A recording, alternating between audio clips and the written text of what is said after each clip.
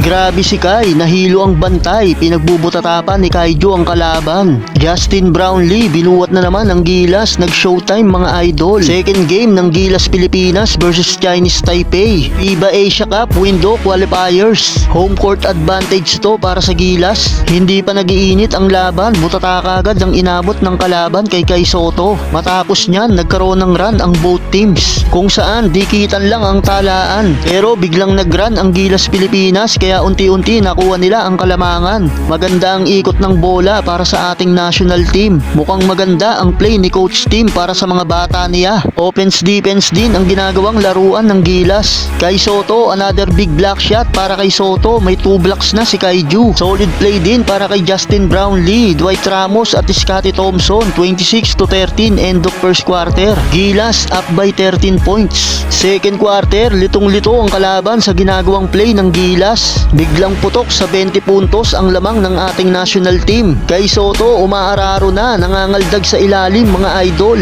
Binibasic lang ni Kai ang bumabantay sa kanya. Nahilo pa ang isang bantay ni Sotto, signature fake pass ni Kaiju. Lumingon sa likod ang bantay. Naipasa rin naman ni Kai ang bola kay Scottie at easy 2 points na yan. All around si Kai, both offense defense, butata na naman ang kalaban kay Kai. Under 2 minutes, si Justin Brownlee naman ang kumakana. Gandang assist ni JB para sa easy 2 points ni Aguilar. Sumobra na sa kalahati ang lamang ng Gilas, tambak malala na ang kalaban. 52-27 end of first half. Third quarter, umabot na sa isang buwan ang lamang ng Gilas. Sumasagasa na rin sa ilalim si Justin Brownlee. 11 straight points ang kinana, na miesta sa ilalim ng pinta si JB. Gandang cut pa ni Brownlee para sa monster dunk na ito. Balangka pa ang inabot ng isang player ng Chinese Taipei kay Brownlee. Grabe mga idol, binaon na ng Gilas ang kalaban, abot na sa 30 ang tambak. Hindi pa dyan nagtatapos bago mag-end ng third quarter. Pumahabol pa si Kevin Kiambao, isang tres at isang riding layup pa para kay KQ. Dahil dyan, lalong angat sa 40 points ang lead ng Gilas, 82-41 end of third quarter. Justin Brownlee may 24 points na at 10 rebounds. Fourth quarter, pinaglalaroan na lang ng Gilas ang kalaban. Opensa at depensa, kinakain na lang natin ang kalaban. Butata pa ang isang player ng Taipei kay Carl Tamayo.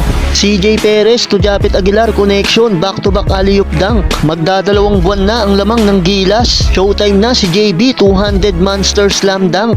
Dahil sa laki na ng kalamangan ng ating national team, nakuha na nila ang panalo. Final score 106-53. Double-double for Justin Brownlee with 26 points, 13 rebounds, 5 assists. Kai Sotto, double-double din, 13 points, 15 rebounds.